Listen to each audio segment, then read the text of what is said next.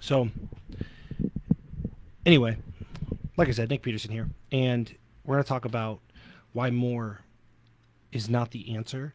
We're always looking for what we consider closer. Okay, we're always looking for closer. And I'll tell you kind of what I mean by that.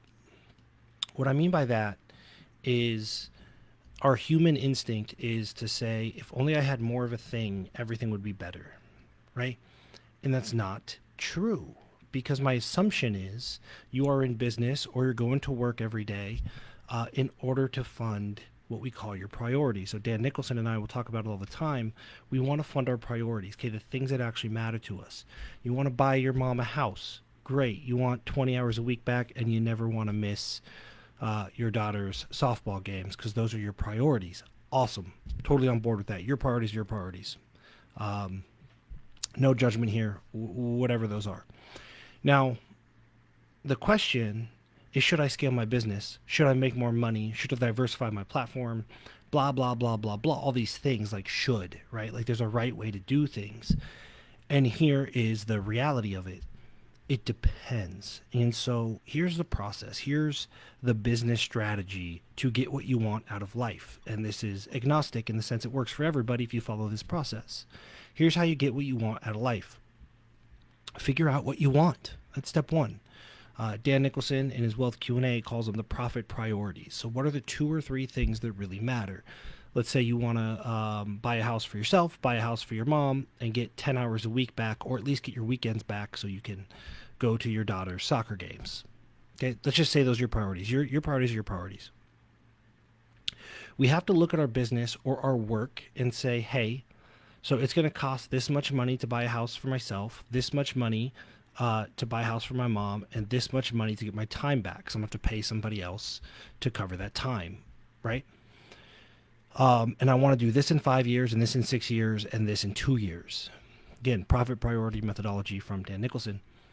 Now, here's the trick. We need to grow our income and cut our costs the best we can so that the trajectory, so that we are on track to reach those things that matter.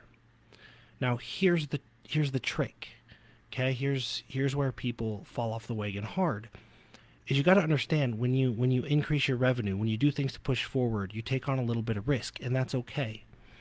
Because if we don't fund our priorities, what's the point? So we have to take on some sort of risk in order to get the reward. But once the reward is sufficient, meaning once we are on track, once our revenue and our income is on track to get us to those things that matter to us, right? Once we've hit that trajectory, it's no longer, because remember, when you grow, you're taking on risk, right? When you push hard, you're taking on risk to get a greater reward. But once the reward is sufficient, the recommendation that Dan Nicholson has and that I have, that I've adopted, is now we need to increase certainty. Okay, so if you are on track to hit all of your goals with your current income and your current expenses, one, you can readjust your goals, but more than likely, all your effort now needs to go to removing risk, removing concentration risk, removing fixed expenses, anything that could, because you're on track, right? The whole point is to get on track, so there's a straight line to your goals. Now, once you're on track, we just need to not get off track. And if we push harder, if we think that more is better, well, I'm going to double my revenue, triple my revenue, we're taking on oftentimes a disproportionate amount of risk in doing so, which again, you have to do that if you're not funding your priorities. You need to take on potentially a greater risk in order to get on track. But once you're on track, once you've closed that gap and you are on track to fund all the things that matter to you in the timeline that is appropriate for you, taking on more risk is stupid. All you're doing is increasing the likelihood that you don't get to the things that matter to you, right? So this is where people fall off the wagon. This is why people, they make money, they lose money, they make money, they lose money. They never actually get the things that they thought the money was going to get them because they lose track of getting closer to the goals. We want to get closer to our goals. We don't just want more. Sometimes we need more in order to get on track. But again, once the reward is sufficient and the trajectory is appropriate, We need to swap to, like Dan's cash flow engineering, revenue multiplication, additional streams of revenue, removing concentration risk, all those things, and all the lifestyle things, right?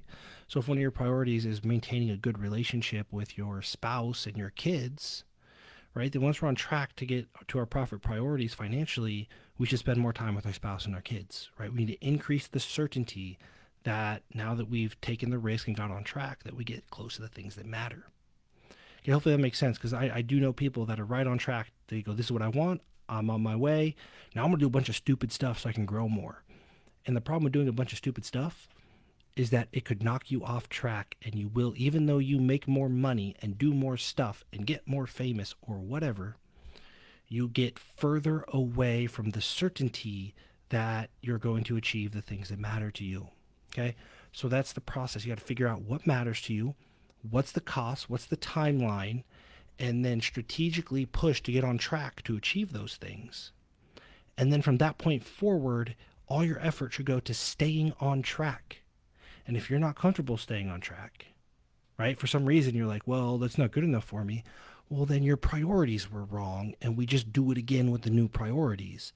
But what is the point of grinding your face off, losing sleep at night, working really hard, alienating relationships and stuff like that, and then not even get the thing that we wanted in the first place?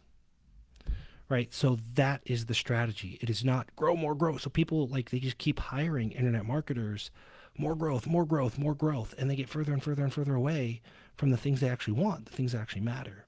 Right? What you need is strategy to get closer to the things that matter. You do not need more stuff. You need strategy to get closer to the things that matter.